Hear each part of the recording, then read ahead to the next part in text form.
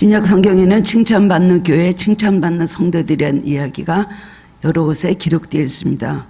오순절 마가다락방에서 처음으로 성령 충만을 받았던 뜨거웠던 초대 예루살렘 교회, 두 번째는 믿음과 사랑과 소망이 넘쳤던 마게도냐의 데살로니가 교회, 그리고 복음의 열정과 또 개척 선교하여서 이방에 처음으로 교회를 세웠던 안디옥 교회가 있습니다. 끊임없이 사도 바울의 그 선교 사역을 끊임없이 물질적으로 후원했던 빌립보 교회, 그리고 고난과 핍박 가운데서도 충성을 다한 서문화 교회가 있습니다. 이런 교회들은 성경에 많은 칭찬을 하고 있습니다. 그리고 오늘 본문에 나오는 소아시아 7교회 가운데 빌라델피아 교회가 칭찬을 받은 교회입니다. 요한계시록은 AD 100년경에 예수님의 제자 중에 가장 최연소였던, 가장 오래 살았던 사도 요한이 도미시안 황제의 핍박으로 인하여 지중해 무인도인 반모섬에 위배되어 갔다가 오늘 주일 아침에 기도하는데 환상을 보게 되었습니다. 그리고 예수님이 나타나셔서 계시를 하십니다. 그것을 받아서 기록한 것이 바로 요한계시록이고, 주님께서는 처음으로 그에게 말씀하시기를 내가 본 것을 기록하여 에베소, 서머나, 그리고 버가모, 두아디라, 사데, 빌라델피아, 라오디게아 교회 이 7개 편지하라, 사자에게 편지하라고 그렇게 말씀을 하셨습니다. 오늘 이 말씀도 바로 빌라델피아 교회 주님께서 하신 말씀의 바로 내용이 오늘 이 본문의 내용입니다. 이 7교회는 지금 터키의 서쪽 해안에 위치하고 있는데, 에베소를 중심으로 해서 에베소, 서머나, 그 다음엔 버가모, 두아디라, 사데, 빌라델피아, 라오디게아 시계 바늘 방향으로 그렇게 돈다고 합니다. 지금 여기가 성지순례 하는 사람들이 중요한 그 성지순례가 되고 있습니다. 이 7 군데를 이렇게 시계 방향으로 돌다 보면은 7교회가 있었던 지역을 다 돌아볼 수 있다 그래요. 그 터키에 가는 분들이 이 7교회를 보러 가는 것입니다. 가서 보면은 그곳에서 이제 참 많은 감동을 느끼게 되고, 한 바퀴 다 도는데 720km 정도 걸린대요.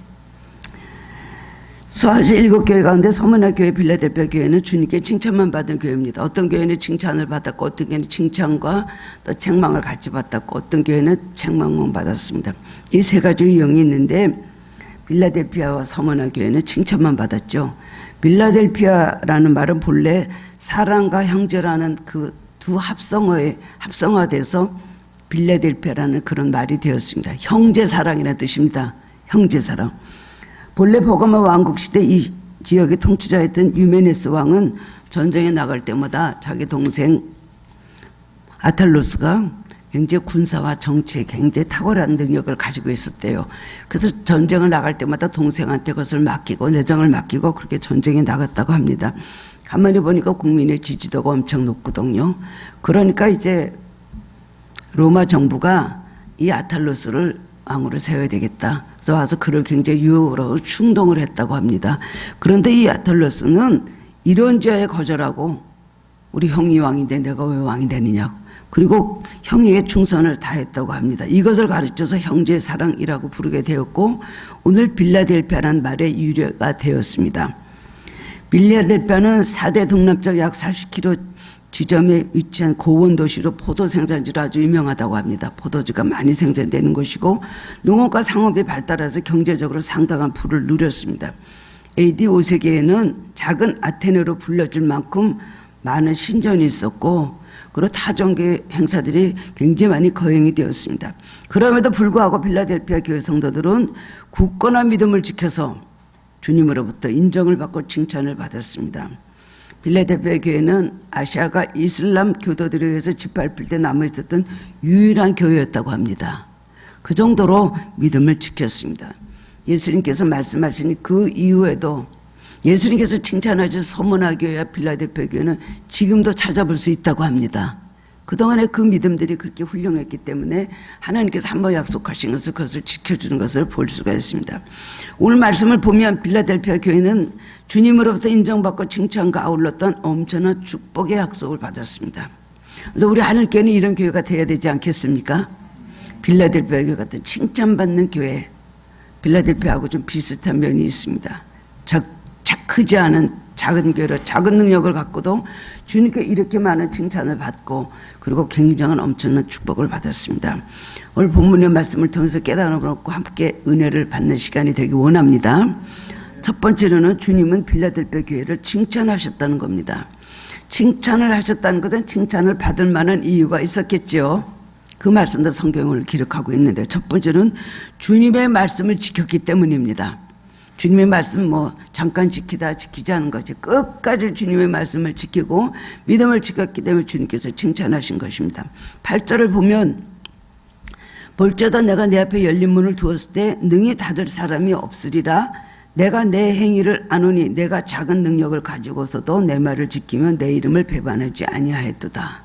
예수님께서 칭찬하신 이유가 이거라는 것을 분명히 말씀해 주고 계십니다. 빌라델피아 교회는 작은 능력을 가지고도 하나님의 말씀을 지켰다는 것입니다.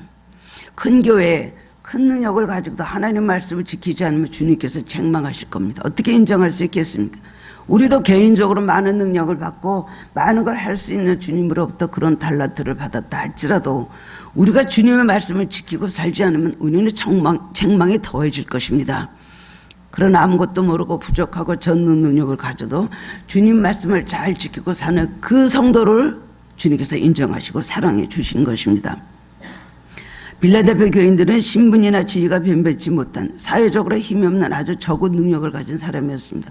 내가 적은 능력을 가지고도 주님께서 말씀하신 건 그 안에 그런 뜻이 다 포함되어 있습니다. 세상적으로 보면 아주 보잘것이 없는 그런 사람들이었습니다. 그러나 그들은 끝까지 믿음을 지키고 배반하지 않았다는 것입니다. 적은 능력을 잘 붙잡고 있었고 적은 믿음을 끝까지 지켰다는 것입니다. 여기 말씀을 지켰다는 것은 어려운 여건에도 불구하고 말씀에 순종했고 그 말씀을 삶 속에서 실천했다는 것입니다. 주님께서는 8절에 보면 내 말을 지키며 10절에서도 내가 나의 인내의 말씀을 지켰은즉 두 번이나 말씀하신 것은 그들의 그 말씀을 지킨 것을 알고 계시다는 거 아닙니까? 하나님은 오늘도 우리의 모든 것을 기억하고 계십니다. 나는 모르게 행한 것들, 부지 중에 행한 말들, 우리 부지 중에 생각한 것들, 우리는 주님께서 그것은 다 모르시겠지. 아마 어느 건 알고 어느 건 모르실 거야. 주님은 불꽃 같은 눈으로 우리를 지켜보고 계십니다. 그렇기 때문에 우리가 말하는 것, 생각하는 것, 우리의 마음에 푸는 것, 진실 때 말하는 것도 아시고 거짓말하는 것도 아시고 우리가 남에게 약속을 지키는 것도 아시고 우리가 남하고 약속을 어기는 것도 주님이 다 알고 계시다는 겁니다.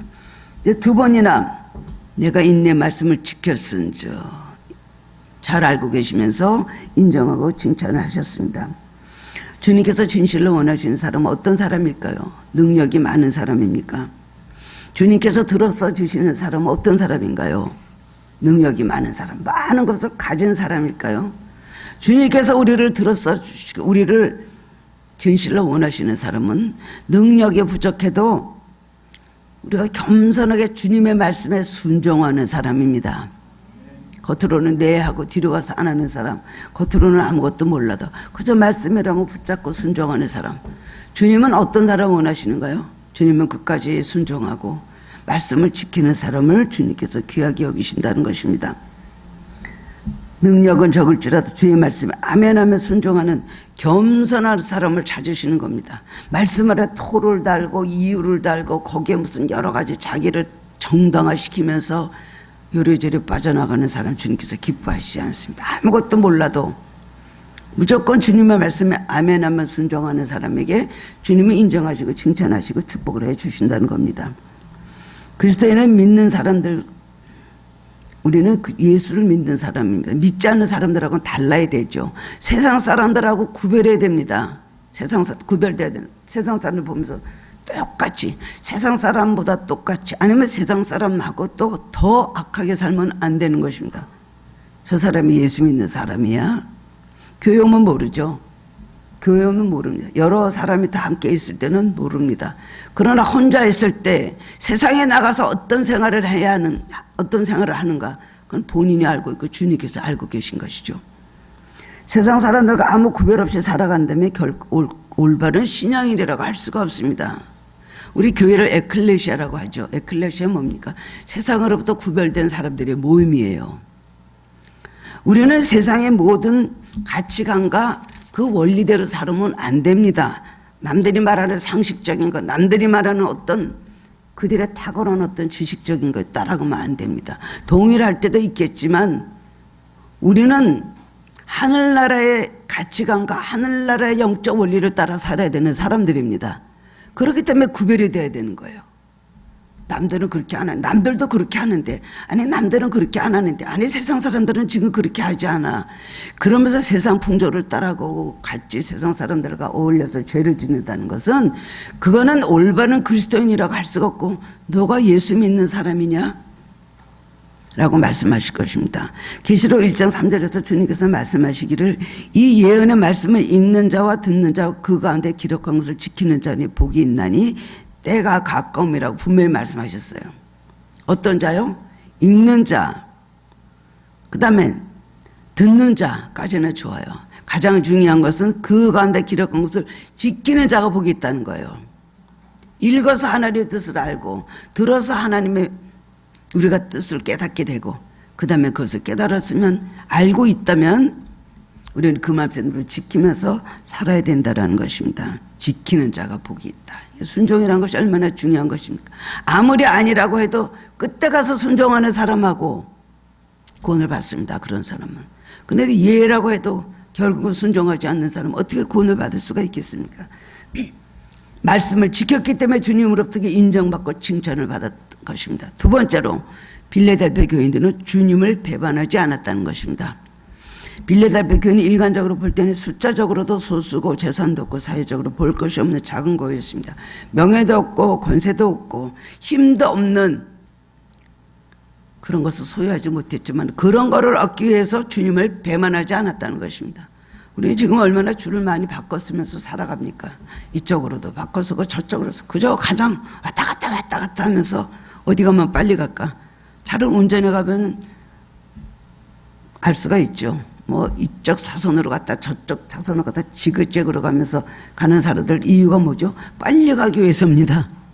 일로 갔다 저로 갔다. 그러다 중도라고 얼마나 위험한 일을 당합니까? 우리도 마찬가지죠. 이 줄 쓰면 성공할까? 이 줄 쓰면 좀 나아질까? 이 줄에 좀 쓰면 내가 행복해질까? 왔다 갔다. 수시로 주님을 배반하고 사는 사람들은 주님이 기뻐하시지 않는다는 걸 알아야 되는 것입니다. 빌레델베 교회가 또 직면했던 도전은 외부적인 박해만은 아니었습니다.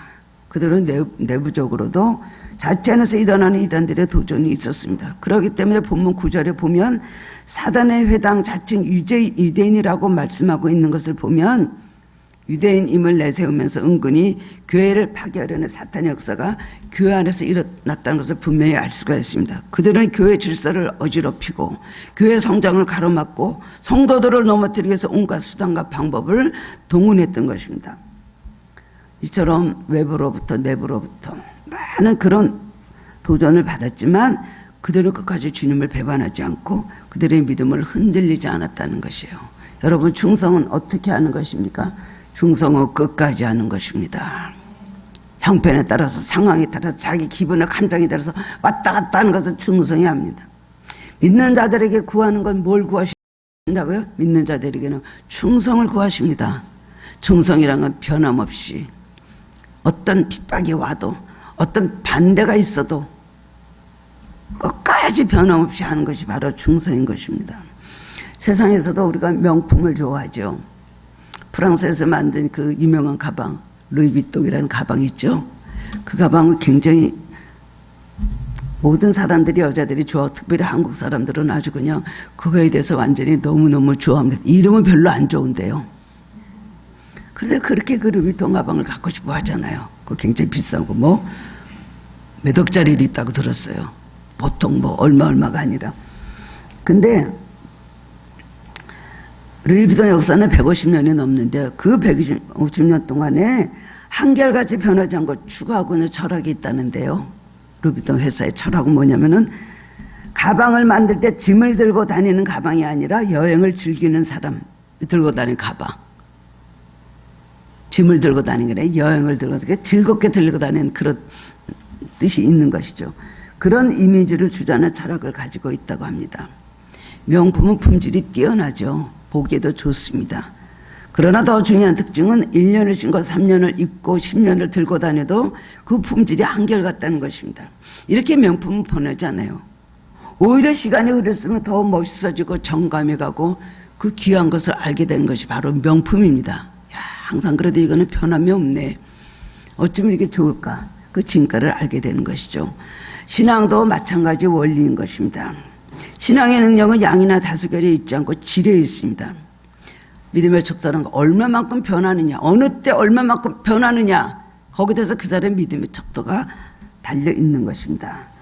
아침 저녁으로 변하고 아침에는 이 소리, 저녁에는 저 소리, 상황에 따라 들쑥날쑥 변하는 사람, 주님으로부터 명품 성도라고 인정받을 수가 없습니다. 시간이 흘러도 끊임없이 변함이 없는 성도가 주님으로부터 진실된 성도로 인정을 받고 칭찬을 받는 것입니다. 예전에 제가 평신도로 섬겼던 교회에서 어떤 분이 좀 교회에서 보기에는 좀 부족하다 해서 직분을 안 줬습니다. 근데 그분이 1년 2년 지나고 나더니 그 다음에 시험에 들어가지고 이렇게 열심히 내가 하는데 왜 나를 안 주냐고 엄청나게 전도사님을 괴롭히고 부목사님을 괴롭혔어요. 그래서 이분은 그래도 이렇게 열심히 하려는 열정이 있으니까 꼭 교회에서 이분을 직분을 줘야 됩니다. 그러니까 좋은 거 보시고 나쁜 거 보시지 말아서 그분을 드렸더니 얼마나 기쁜지 그냥 임명장에다 대고 얼굴을 비비고 울고 난리를 쳤습니다. 야, 저렇게 직분 받는 걸 좋아하시는 분이 저렇구나. 근데 3개월 지나더니 얼굴빛이 달라지더니 한 6개월 지나니까 괜히 받았다 그러는 거예요. 안 받을 거 그랬다 그러고. 그리고 한 7개월, 8개월 지나니까 이제 이거 취소하겠다. 이 맡은 일 안 하겠다. 그런 분이 있었습니다. 명품 성도는 그렇게 하는 거 아니죠? 언제든지 변함없이 주님 앞에서 진가를 발휘하고 변함없는 믿음을 지키고 주님을 배반하지 않는 사람, 하나님과 약속을 지키는 사람이 명품 성도라고 할 수가 있는 것입니다. 시대는 변하고 상황은 달라진다 할지라도 변하지 않는 믿음을 가진 그리스도인들이 되시기를 바랍니다. 변할 만한 많은 이유들이 있을 겁니다. 많은 이유들이, 나 옛날보다 생활이 어려워졌어요. 내 옛날보다 건강이 안 좋아졌어요.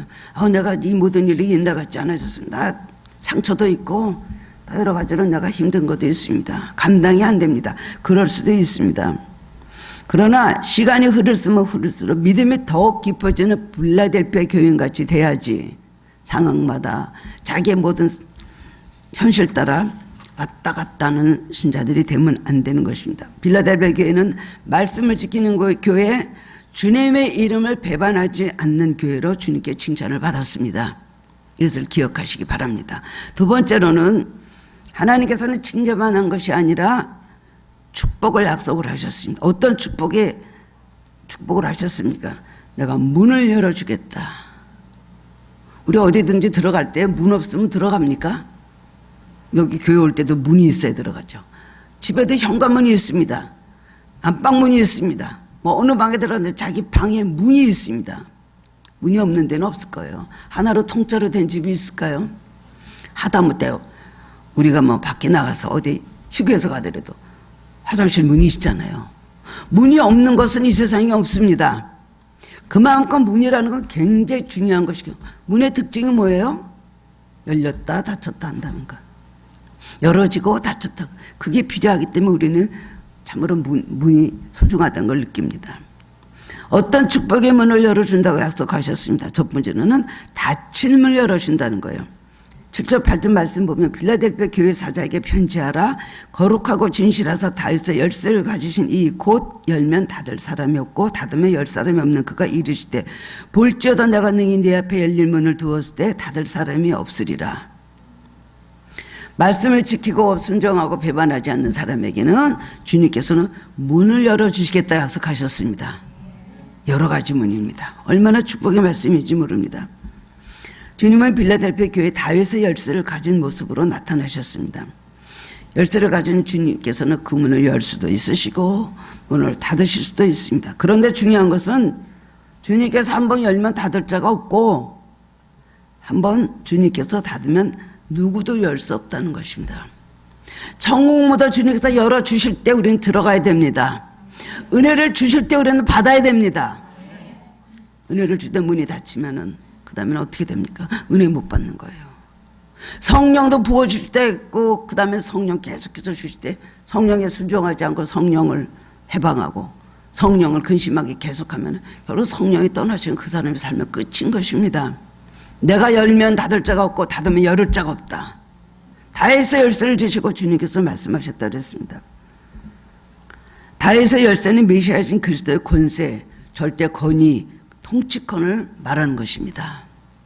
다윗의 열쇠는 그만큼 주님의 전능하시다는 걸 말씀해 주고 있는 것이죠. 다윗의 열쇠를 가진 주님께서는 말씀을 지키며 변함없이 견고한 믿음을 지켰던 빌라델피아 교회 성도들을 위해서 문을 활짝 열어놓으셨습니다. 첫 번째로 선교의 문을 열어놓으신 거예요. 전도의 문을 열어놓으셨어요. 전도할 수 있도록 작은 능력을 가지고도 믿음을 지키고 배반하지 않는 너희들에게 선교할 수 있는 능력을 주시겠다. 빌라델피아 교회 시대는 역사적으로 1751년부터 1904년까지거든요. 그때가 빌라델피아 교회 시대입니다. 지금은 라우디게 교회 시대입니다. 선교하는 교회들의 시대적 모형을 말하는 거예요. 이때 세계적으로 엄청난 많은 부흥이 있었습니다. 물론 문예의 부흥도 있었지만 르네상스 시대였지만은 선교의 문이 굉장히 열렸어요.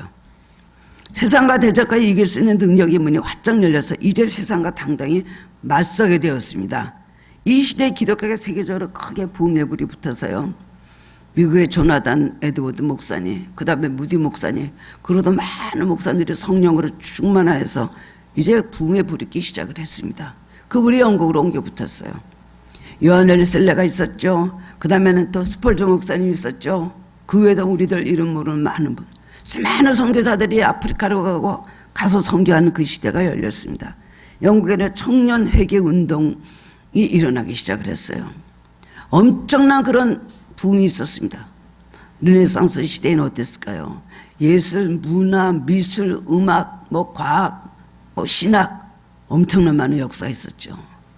하나님께서 이렇게 선교문을 열어주시고 부흥의 불을 붙여주시니까 모든 것이 바로 선교하기 위해서 그렇게 커지기 시작하고 뜨거워지고 불이 붙는 그런 시대가 되었다는 것입니다.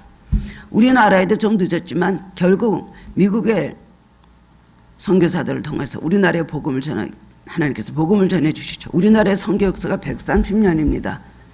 130년 동안 와서 참 순교당하고 묵배임을 당한 선교사들도 있었지만 하나님은 끊임없이 한국에 이 조선이라는 나라를 가라. 미국의 목사님들, 선교사님들 다 선교해서 보냈습니다. 그때 언더우드 목사님, 아펠설러 목사님 와가지고 한국에 그 다음에 복음이 들어와서 교회가 세워지고 병원이 세워지고 얼마나 많은 역사들이 일어났습니다. 우리나라도 이런 은혜를 받게 되니까 적은 능력을 가지고도 세계 선교에 앞장서는 나라가 되었잖아요. 모두 다 정말 선교에 힘쓰고 교회마다 세계 선교, 해외 선교하면서 얼마나 지금 우리가 쉽게 말하면 부흥이 일었습니까? 하나님께서 우리에게 적은 능력을 가지고도 믿음을 지키며 하나님을 배반하지 않는 우리 한국교회, 하늘교회도 역사가 그렇게 오래된 교회 아니지만 많은 부흥을 허락해 주셨습니다. 제가 맨 처음에 하늘교회 올 때 한 4명이 왔어요. 4명 정도밖에 없었습니다. 근데 하나님께서 부흥시켜 주셔서 여러분들이 많은 얼굴이 보이는 거 보니까 적은 능력을 가지고, 정말 적은 능력을 가지고, 전 세상에 누구를 흉내내거나 어떤 분의 무슨 조언을 받거나 어떤 분들이 교회 철학을 제가 배우거나 가서 세미나 가서 종이에 적어놓고 한 적이 하나도 없었습니다. 무조건 주님의 말씀 믿고 명령에 순종하다 보니까 하나님께서 이런 축복을 허락해 주신 겁니다. 우간다에 교회 세웠죠. 필리핀에도 교회를 3개나 세웠습니다. 안에도 선교사님들을 저희가 도우면서 그들이 많은 기도를 하늘교회에서 하고 있습니다. 한국은 이제 어떤 나라가 되었어요? 선교하는 나라가 되었습니다. 선교사를 파송하는 나라가 되었습니다. 하나님께서 우리 한국교회 빌라델피아 교회같이 문을 열어놨기 때문에 그렇습니다. 문을 열어주니까 우리 한국교회들이 부흥을 했죠. 수많은 곳에 부흥회가 일어나고 집회가 일어나고 밤늦도록 뜨겁게 찬양 부르면서 성령의 운동을 해서 많은 성령의 그런 체험과 놀라운 역사가 일어났습니다. 그리고 세계에 복음을 전하는 나라가 된 것입니다.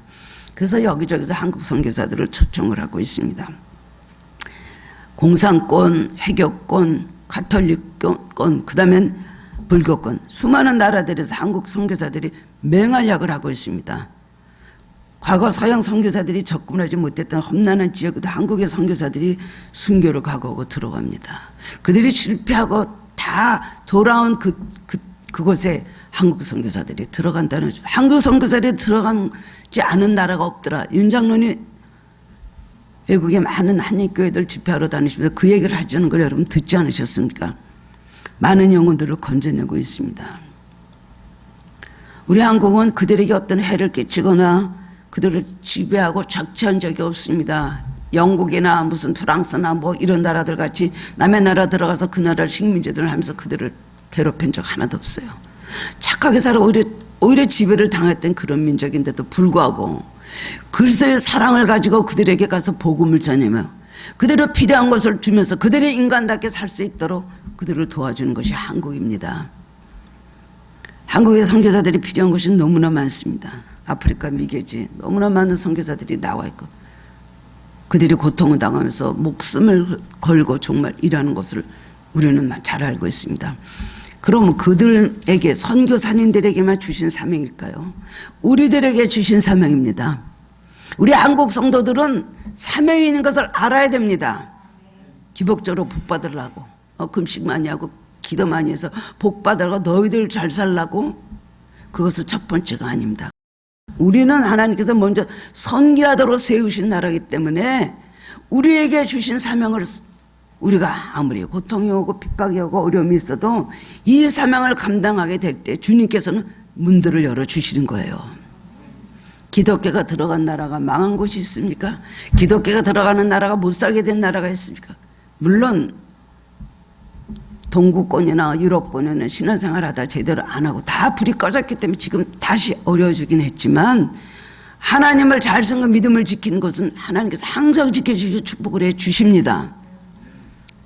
모르드게가 에스더에게 한 말이 이것입니다. 이때 내가 만일 잠잠하여 말이 없으면 유다인은 다른 데로 말미암아 노임과 구원을 얻으려니와 너와 내 아비집은 멸망하리라. 내가 왕후의 자리를 얻은 것이 이때를 위함이 아니지 누가 알겠느냐. 에스더에게 가서 유다 민족을 구하라고 왕에게 가서 말하라 그랬어요. 유다 민족이 다 몰살을 당하게 그렇게 되었을 때입니다. 그러니까 에스더가 나는 못 들어갑니다. 왕이 부르지 않으면 내가 들어갔다면 그냥 죽습니다. 그러니까 그 오빠인 모르드게가 한 것이에요. 네가 잠잠하면 우리 유다 민족은 하나님께서 다른 데를 통해서 구원을 하겠지만은 너와 내 아비집은 멸망할 것이다. 만약 우리에게 문을 열어주실 때 선교에 전념하지 않으면 아직 구원받지 못한 민족들은 다른 나라를 통하여 복음을 듣고 구원을 받게 하시겠지만 우리는 닥친 문제에서 다시 통곡을 해야 된다는 것입니다. 한국인들은 누구나 선교 사명이 있음을 알고 정신을 차려 기도하고 선교에 동참해야 하는 것입니다. 선교의 문뿐이 아니라 주님께서는 또 축복의 삶의 축복의 문도 활짝 열어주시겠다는 겁니다. 하나님으로도 풍성한 은혜 축복을 누릴 수 있게 해주신다는 겁니다. 우리 주님은 인간이 세상에서 겪는 모든 문제들의 해결의 열쇠를 가지고 계신 분이에요. 믿음을 지키고 배반하지 않으면 주님께서 축복의 문도 삶 속에서 열어주신다는 겁니다. 질병으로 고생하며 삶의 기로에 선 분들이 있으면 주님을 의지하고 기도하면 치료해 주십니다. 사도행전이 그걸 계속해서 말씀하고 있지 않습니까? 죽은 자가 살아나고 그 다음에는 또 병든다지 일어나는 말씀을 기록을 하고 있습니다. 죽을 병이 들었던 히스기야의 병도 고쳐주셨고 생명을 15년이나 연장시켜 주셨죠. 우리도 매일매일 주님의 기도하면서 우리 연약함을 치료받고 살아가고 있습니다. 주님은 인간의 죄를 해결하는 열쇠를 가지셨고 구원의 열쇠를 가지신 분입니다. 사람과 사람 사이의 갈등도 해결하는 열쇠를 가지셨습니다. 주님의 문을 열어주시면 화해하지 않는 사람이 없습니다. 주님께서 문을 열어주시면 원수도 친구가 됩니다. 또 주님께서 닫으시면 친구도 원수가 될 수밖에 없는 것입니다. 가난과 공평의 문제도 해결을 해 주신다는 겁니다. 이 세상의 모든 문제 해결의 열쇠를 가지신 분이시 바로 주님이십니다. 역사의 방향을 틀어주고 이끌어 가시는 역사의 주관자가 되시는 주님이시죠. 이것을 여러분 믿습니까? 주님 없이 살 수 있습니까? 주님 의지 않고 내 힘으로 살 수 있습니까? 아무리 능력 있는 사람이라도 어느 거는 살 수 있어도 어느 부분에는 도저히 해결할 수 없는 그런 문제의 벽에 부딪히게 될 것입니다. 기독교가 들어간 나라, 성령이 계시는 교회, 복음화된 가정은 다 축복을 받습니다.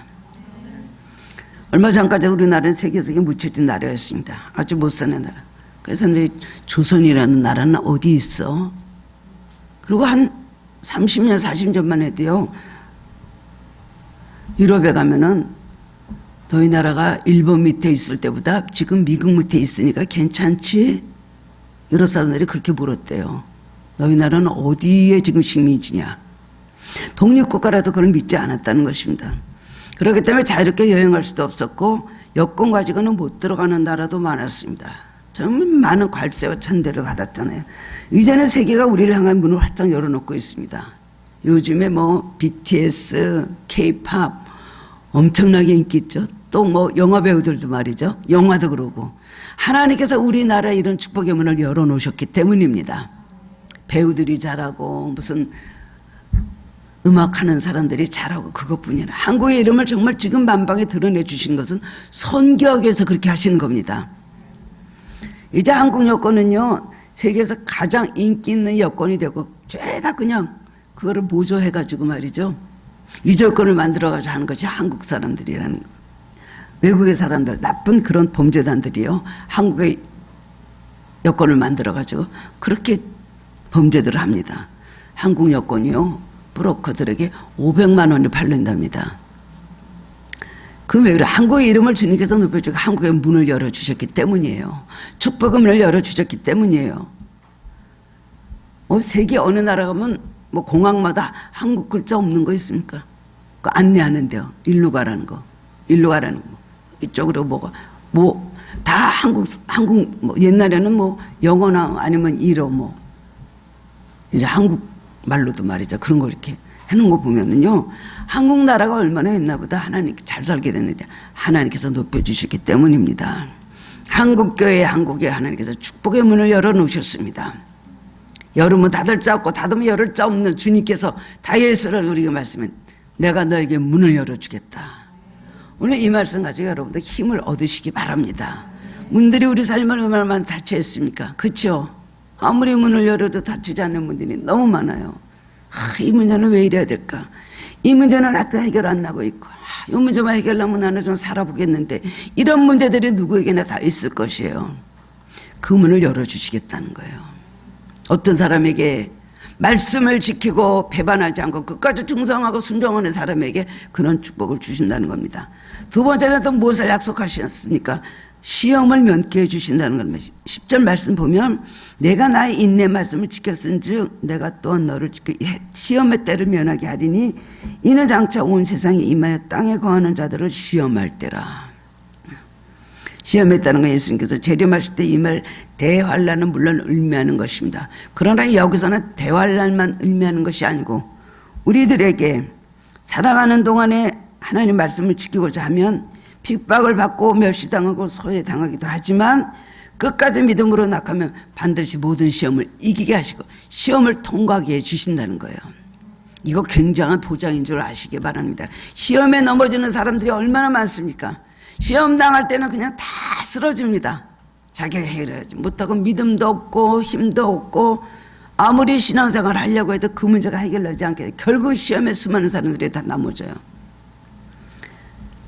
그런데 고린도전서 10장 13절 보면 사람이 감당할 시험 받기는 너희가 당한 것이 없나니 오직 하나님이 미쁘사 너희가 감당지 못할 시험 당함을 허락지 아니하시고 시험 당할 즈음에 또한 피할 길을 내서 너희를 능히 감당하게 하신다 그랬어요. 여러분 우리가 기도할 때 이거는 꼭 응답받기를 원합니다. 어떤 문제가 있으면 건강이 필요하면 하나님 건강 주시기를 원합니다. 당장 예수의 우리 이 병만은 물러가라 기도하죠. 그렇게 해주십니다. 또한 하나님 이 모든 물질적인 어려움에서 좀 축복을 좀 주십시오. 우리는 그걸 기도합니다. 다음 달에 얼마 주시고 이 사업이 잘 되기 위해서 얼마 주시고 물론 그렇게 해주십니다만은 대부분은 우리가 영적으로 바로 설 때까지 하나님 문제를 계속 우리에게 주시면서 어떤 은혜를 주셔요? 그 시험 당할 때 능히 이기고 가게 하신다는 거예요. 고난을 피하게 하시는 것만 은혜인 줄 압니까? 고난 당할 때 이기게 하는 것이 더 큰 은혜입니다. 저는 제가 그것을 많이 체험을 했습니다. 지나놓고 뭐 고난 당하나 고난 안 당하나 똑같이 그냥 잘 지나왔어요. 그런데 고난당하고 나면 우리에게 얼마나 유익함이 있는지 모릅니다. 신앙이 성장하고 내가 영적으로 많이 성숙해졌다는 것을 깨닫게 되는 것입니다. 시험의 때를 면하게 해주시겠다. 우리가 살면서 얼마나 많은 시험을 당합니까? 앞으로도 시험을 엄청 많이 당하죠. 마귀들이 와서 우리를 넘어뜨리려고 수많은 화살을 우리에게 쏠 것입니다만은 그때마다 너희를 지켜주겠다. 이 대단한 약속이에요. 세 번째로는 기둥 같은 인물로 써주시겠다는 겁니다. 12절 말씀 보면 이기는 자는 내 하나님 성전이 기둥이 되게 하리니 그가 결코 나가지 아니하리라. 내가 하나님의 이름과 하나님 성 곧 하늘에서 내 하나님께로부터 내려오는 새 예루살렘 이름과 나의 새 이름을 그 위에 기록하리라. 최고의 축복입니다. 마지막 축복입니다. 새 예루살렘의 이름과 나의 새 이름을 그에 기록하리라. 영원한 이름이에요. 새 예루살렘은 영원에 있는 지금의 야곱하고 다른 것입니다. 그리고 주님의 새 이름을 우리 위에 기록해 주시겠다는 거예요. 기둥은 집을 바치는 중심으로 견고하며 움직이지 않는 것입니다. 기둥이 되게 해주시겠다는 것은 기둥처럼 필요한 사람, 중요한 사람, 든든한 사람이 되게 해주시겠다는 거예요. 주님이 신뢰할 수 있는 사람, 주님의 들었어 주는 사람, 주님이 내가 너가 꼭 필요하다, 주님께서 인정하시고 믿어주는 사람이 얼마나 감사합니까?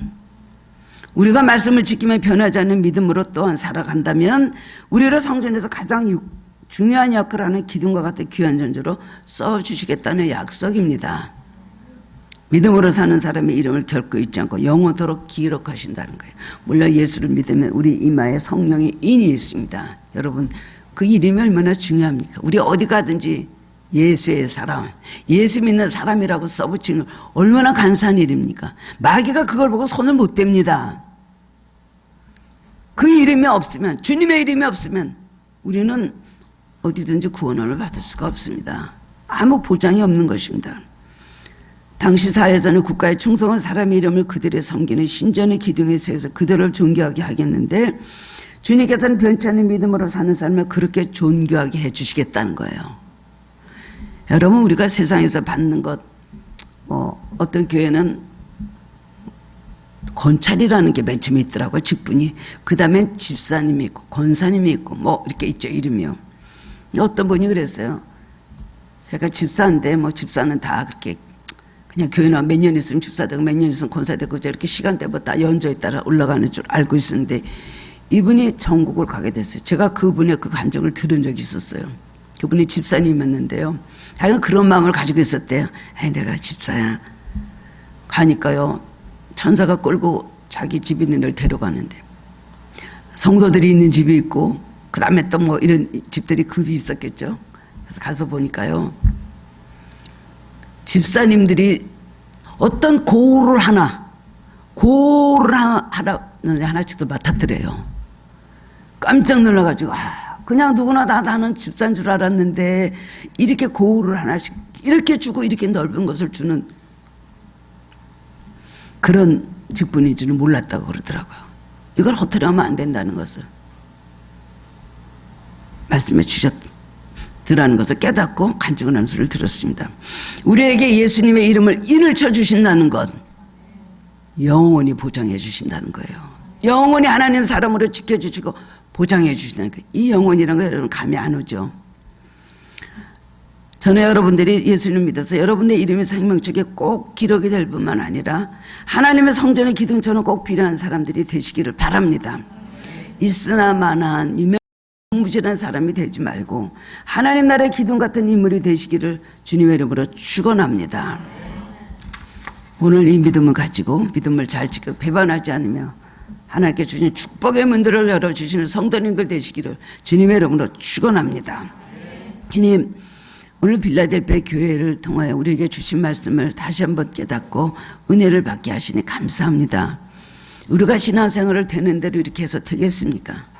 주님, 적은 능력을 가지고도 주님의 말씀을 지키며 배반하지 않았던 빌라델피아 교회, 적은 교회에서나 주님께서 그들의 모든 견고한 믿음을 기억하시고 신실한 믿음을 인정하시고 그들을 칭찬해 주신 것을 오늘 말씀을 통해서 배웠습니다.